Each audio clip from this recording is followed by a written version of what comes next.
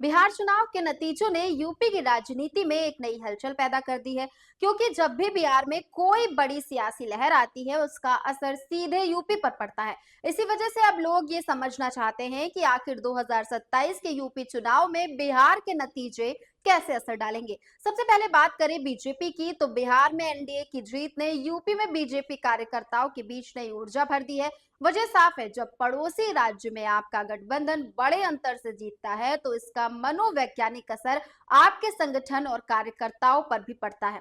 हालांकि इसके साथ ही ये चुनौती भी सामने आती है कि यूपी में वैसे ही जोश को कैसे कायम रखा जाए, क्योंकि पिछले एक साल में से संगठन में कई नियुक्तियां और पद खाली रहे हैं, जिनकी वजह से कार्यकर्ताओं में थोड़ी नाराजगी भी है। लेकिन अब बिहार की जीत उनके लिए एक मोटिवेशन की तरह काम कर रही है। इसी के साथ बिहार की जीत ने यह भी साफ कर दिया है कि कानून व्यवस्था, महिला सशक्तिकरण और स्थिर सरकार जैसे मुद्दे जनता के बीच गहरे असर छोड़ते हैं। इसलिए यूपी में भी ये तय माना जा रहा है कि 2027 में बीजेपी फिर से इन्हीं मुद्दों को प्रमुखता से सामने रखेगी। खासकर इसलिए क्योंकि योगी सरकार ने पिछले कई वर्षों से बुलडोजर नीति और अपराधियों पर सख्ती का बड़ा नैरेटिव तैयार किया है, जो बिहार के जंगल राज विरोधी माहौल से मेल खाता है।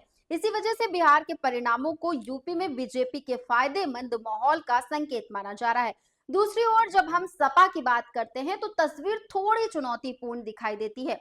वजह यह है कि बिहार में आरजेडी ने जातीय समीकरणों और पिछड़ों, दलितों, अल्पसंख्यकों को जोड़ने की रणनीति अपनाई थी, बिल्कुल वैसे ही जैसे यूपी में अखिलेश यादव पीजीए मॉडल पर काम कर रहे हैं। लेकिन बिहार में ये प्रयोग बुरी तरह विफल रहा, और इसी कारण यूपी में भी सपा के लिए ये सवाल खड़ा हो गया है कि अगर जातीय कार्ड बिहार में नहीं चला, तो क्या यूपी में चलेगा। क्योंकि बीजेपी लगातार सपा के पुराने शासनकाल की कानून व्यवस्था, महिलाओं की सुरक्षा और भ्रष्टाचार जैसे मुद्दों को उठाती रहती है, और इन सवालों का जवाब देना सपा के लिए आसान नहीं होगा। इसके अलावा 2024 के लोकसभा चुनाव में दलित वोटों का कुछ हिस्सा सपा की तरफ गया था, लेकिन अब मायावती की सक्रियता बढ़ने से वो वोट वापस खिसक भी सकता है।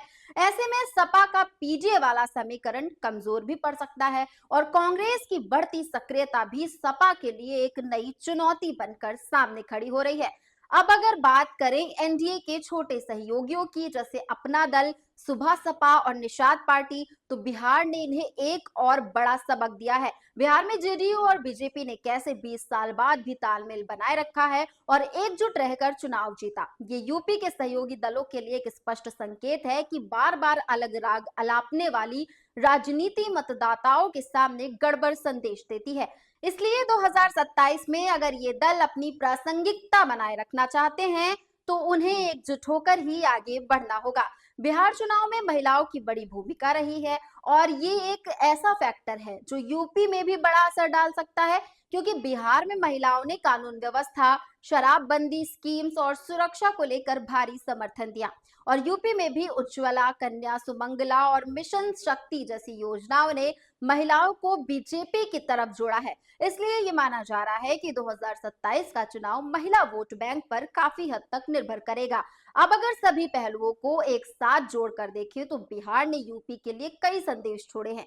बीजेपी के लिए नई ऊर्जा और संगठन को तेजी से सक्रिय करने की जिम्मेदारी, सपा के लिए जातीय राजनीति की सीमाएं समझने का सबक, सहयोगी दलों के लिए एकजुट रहने का संकेत, और महिलाओं की भूमिका को मजबूत करने वाला नया चुनावी ट्रेंड।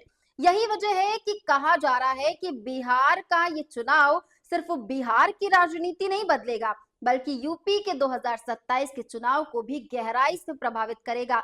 क्योंकि आज की राजनीति में सिर्फ जातीय समीकरण नहीं, बल्कि परफॉर्मेंस, सुरक्षा और स्थिरता जैसे मुद्दे बड़े फैक्टर बनते जा रहे हैं, और इन सभी तत्वों का असर यूपी की राजनीति पर साफ दिखने वाला है। आपका क्या मानना है? कमेंट करके बताइएगा जरूर।